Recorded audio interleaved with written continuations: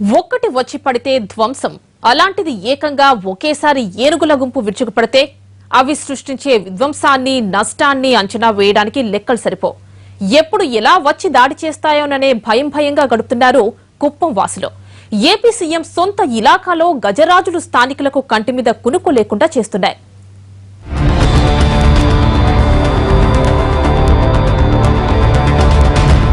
మదపుట ఏనుగుల దెబ్బకు జనాలు బెంబేలెత్తుతున్నారు. అటవీ సరిహద్దు ప్రాంతాల్లో ఏనుగుల అలజడితో వణికిపోతున్నారు.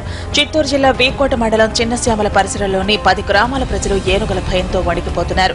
రాత్రి 11 గంటల నుంచి ఉదయం 9 గంటల దాకా ఆ ప్రాంతాల్లో ఏనుగులు స్వైర విహారం చేశాయి. దీంతో గ్రామస్తులు పరుగులు తీశారు. ఎక్కడ తలుపులు బద్దలు కొట్టుకు వస్తాయోనని స్కూలు భవనంలోకి చేరారు. రాత్రంతా ఎవరికీ నిద్ర లేదు. ఏనుగులు తిన్నంతసేపు తిన్నాయి, కాసేపు కలిగి తిరిగాయి, పంటలను తొక్కి నాశనం చేశాయి. నైట్ 9 గంటల ఇంకా సాయంకాలము నైట్ తెల్లవారే 5 గంటల దాకా ఒకే చేనులో వచ్చి ఒకే దాడి చేస్తూ ఉన్నాయి. వాటి దగ్గరికి పోతే అవి జనాలపైకి అట్లే తిరుగుతున్నాయి.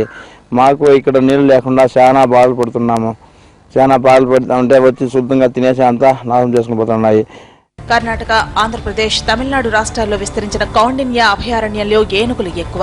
అయితే కుప్పంలో చల్లదనం ఉండటంతో ఏనుగులు ఈ ప్రాంతానికే వస్తున్నాయి. పొలాల్లోని పంటలు తిని తొక్కి నాశనం చేస్తున్నాయి. ఇప్పటిదాకా 52 మందిని పొట్టన పెట్టుకున్నట్లు అధికారిక లెక్కలు చెబుతున్నాయి. కోట్ల రూపాయల నష్టం వాటిల్లింది. మొన్నంతా కూడా వచ్చింది ఏనుగులో వచ్చి తరిమినా కూడా పోయేదో మళ్ళీ అయినా వస్తుంది. పంటలో ఎంత పాటు చేస్తూ ఉంది. ఇట్లా ఊర్లో పడి ఏమైనా చిన్న వాళ్ళకు పెద్దవాళ్ళకి అంతా ఏమైనా చేస్తుందేమనేసి భయంగా ఉంది సార్. చంపింది సార్. ఈ ఏరియాలోనే చంపేయింది. తరిమేకి వచ్చినా కూడా జనాలు భయం పడుకొని వెళ్ళిస్తారు. గుడిపల్లి, రామకుప్పం, కుప్పం, వీకోట, పలమనేరు, భైరెడ్డిపల్లి మండలాల్లోని అటవీ సరిహద్దు గ్రామాల్లో ఏనుగుల దాడులు తీవ్రంగా ఉన్నాయి. ఈ ప్రాంతాల్లోని రైతులు చెరుకు, బీన్స్, టమాటా, అరటి తదితర పంటలు పండిస్తారు.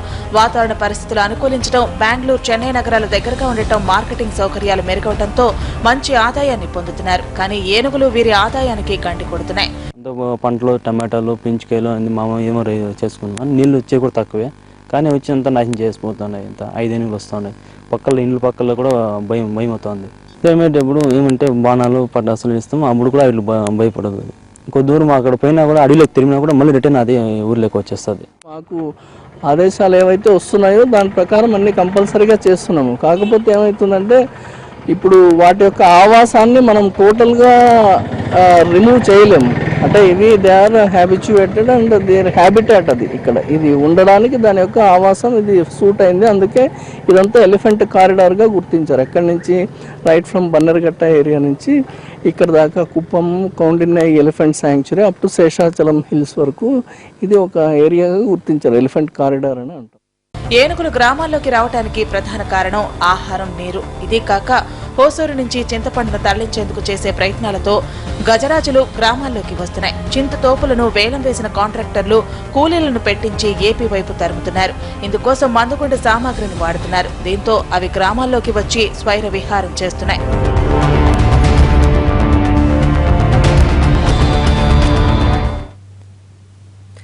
సీఎం చంద్రబాబు జిల్లా పర్యటనకు వచ్చినప్పుడు ఏనుగుల విధ్వంసంపై బాధితులు మొరపెట్టుకున్నారు.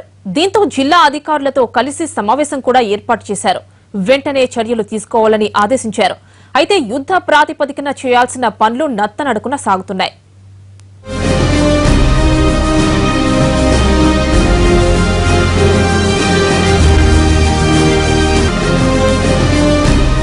అటవీ ప్రాంతం చుట్టూ కంచె వేసి ఏనుగుల దాడులను అరికట్టవచ్చని 3 ఏళ్ల కిందటే ప్రభుత్వానికి ప్రతిపాదనలు పంపారు అధికారులు. మొత్తం 187 కిలోమీటర్ల కంచె వేయాలని చెప్పారు. 3 మీటర్ల వెడల్పు, 6 మీటర్ల లోతులో ట్రెంచింగ్ పనులు చేస్తున్నారు. అయితే ఇప్పటికీ మంజూరైంది కేవలం ₹1 కోటి మాత్రమే. ప్రస్తుతం జరుగుతున్న పనులు 47 కిలోమీటర్లు దాటలేదు. సోలార్ ఫెన్సింగ్ పనులు కూడా జరుగుతున్నాయి. నిర్ణీత మోతాదులో షాక్ కొట్టడం వల్ల ఏనుగులు వెనుకకు మరలే విధంగా ఏర్పాటు చేశారు. అయితే ఇక్కడ కూడా పనుల్లో నాణ్యత లేకపోవడంతో అవి ఎక్కడికక్కడికి తెగిపోతున్నాయి. పూర్తిస్థాయి నిధులు విడుదల చేసి నాణ్యతగా, వేగవంతంగా పనులు చేయిస్తే ఫలితం ఉంటుందని స్థానికులు అంటున్నారు. ఆ దిశగా చర్యలు చేపట్టాలని ప్రభుత్వాన్ని డిమాండ్ చేస్తున్నారు.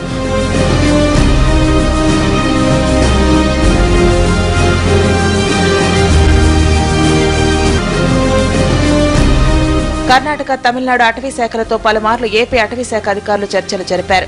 ఏనుగులను తరమకుండా వాటి ఆవాసాలను ధ్వంసం కాకుండా చూడాలని కోరారు. 3 రాష్ట్రాల సరిహద్దుల్లో ఓ సేఫ్టీ జోన్ ఏర్పాటు చేద్దామని ప్రతిపాదించారు. అధికారులు సరేనని చెప్పి ఆ తర్వాత వాటిని పట్టించుకోవడం లేదు. పై స్థాయిలో ఒత్తిడి తేవాల్సిన మంత్రులు దాని గురించే ఆలోచించడం లేదని స్థానికులు ఆవేదన వ్యక్తం చేస్తున్నారు.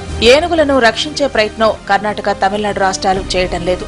వాటికి శాశ్వత నివాసం కల్పించే దిశగా కేంద్రం చర్యలు తీసుకోవడం లేదు.